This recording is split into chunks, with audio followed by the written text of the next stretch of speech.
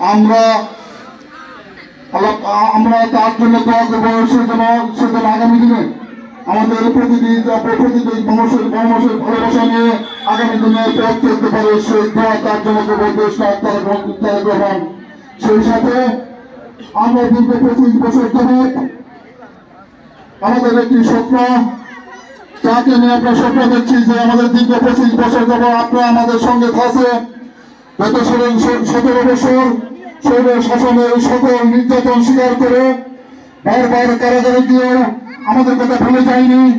বারবার কারাগার থেকে আপনাদের মেলান্দবাদের জনগণের কথা, মেলান্দবাদের নেতাকর্মীর কথা মনে করছে। আমাদের এই 17 বছরে প্রায় 1 বছরের অধিক সে কারারুদ্ধ হয়েছিল।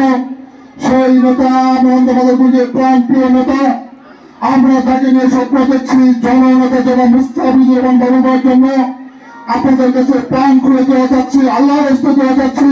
আল্লাহ পাক যেন তাকে সুস্থ রাখে, তাকে হেফাজত করে আপনাদেরকে নিয়ে আমাদেরকে নিয়ে আগামী দিনে সুন্দর পথ করতে পারে, এই আশাবাদ ব্যক্ত করে সবাইকে ধন্যবাদ দিয়ে আজকের এই কেন্দ্র কমিটি যেন সুন্দর করে সবাই সুশৃঙ্খল ভাবে, যাকে দিয়ে কেন্দ্রের প্রতিটি এলাকায় যারা দায়িত্ব নেবেন, দয়া করে একটি কথা বলি, নয়পাড়া কেন্দ্র আমার পাশের গ্রাম, পাশের বাড়ি।